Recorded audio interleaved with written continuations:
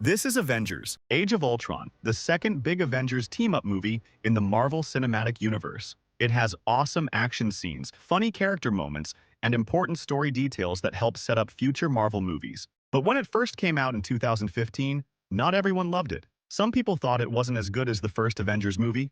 Even today, many fans see it as a bit of a disappointment.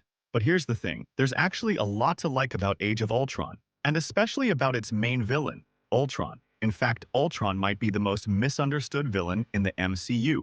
One of Marvel's biggest strengths is taking comic book characters that most people don't know and turning them into huge stars.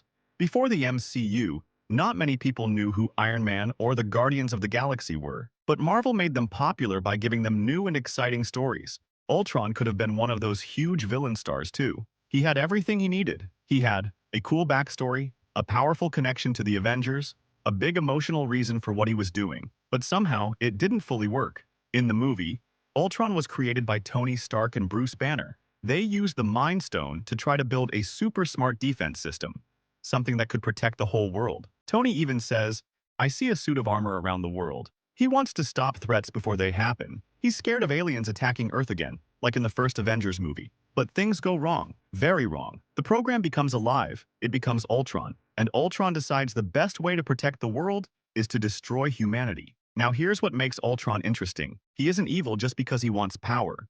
He's in pain. There's a scene where he talks to Natasha, Black Widow. He explains his plan to wipe out humanity. At first it sounds like a normal villain speech, but then he says something quiet and sad. "I don't have anyone else." That one line changes everything. Ultron feels alone. He feels rejected. He feels like he was born into a world that doesn't understand him. He even says, "I was meant to be beautiful."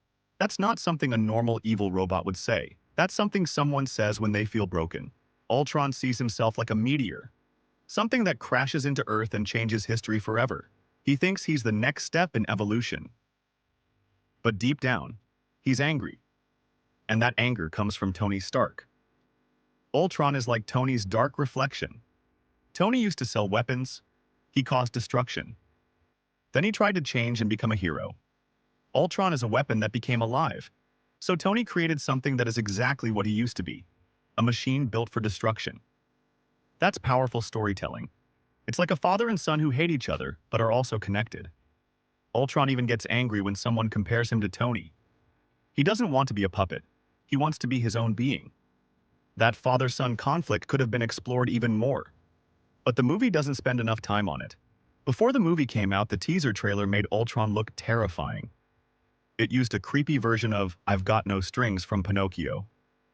In the trailer, Ultron felt like a horror movie villain. Dark, cold, scary. But in the actual movie, that creepy tone doesn't last the whole time. Instead, Ultron talks a lot. He makes jokes. He acts a bit like Tony. Some fans didn't like that. They expected a silent, unstoppable robot. In the comics, Ultron was created by Hank Pym, Ant-Man. But Hank Pym didn't exist yet in the MCU when this movie was made. So Marvel changed his origin and made Tony create him instead. That made the story more personal, but also different from the comics. Another problem was that the movie had too much going on. It had to develop 5 main Avengers, introduce Scarlet Witch and Quicksilver, bring in Vision, set up future movies, and build Ultron as a strong villain. That's a lot. Because of that, nothing really had enough time to breathe. Even though the Hulkbuster fight between Hulk and Iron Man is super fun, it takes up a big chunk of the movie. Is it awesome? Yes. Was it completely necessary? Maybe not. All these moving parts made the movie feel crowded. There's also the design of Ultron. In the comics, Ultron's face doesn't move much. He's a cold metal robot. But in the movie, his mouth moves like a human's. His face looks half robot, half person. Some fans felt it looked strange, too human, too expressive. It took away some of the fear factor. Imagine if his face had been more like Darth Vader. Still, silent, mechanical. That might have made him scarier. When Age of Ultron came out, it made a lot of money. About $459 million in the US alone. That's huge. But because the first Avengers movie made even more, people called it an underperformance. That's how big Marvel had become. Fans were also looking ahead to bigger villains like Loki and Thanos. Compared to them, Ultron didn't feel as legendary. But if you look back at the movie today, Ultron actually has one of the strongest emotional reasons for being evil. He wasn't just trying to rule the world. He believed humanity was broken. He believed he was fixing it. And he believed the Avengers were part of the problem. That makes him interesting.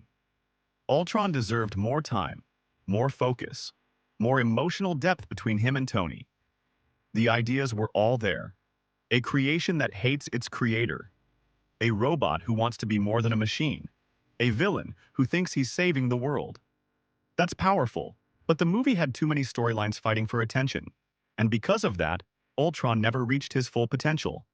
Maybe one day, Marvel will bring Ultron back in another Avengers movie and explore him more deeply. There's still so much story left to tell with him.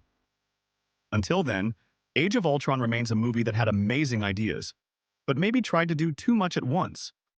So what do you think? Does Ultron deserve more love? Or was he always meant to be a stepping stone to bigger villains? Let me know.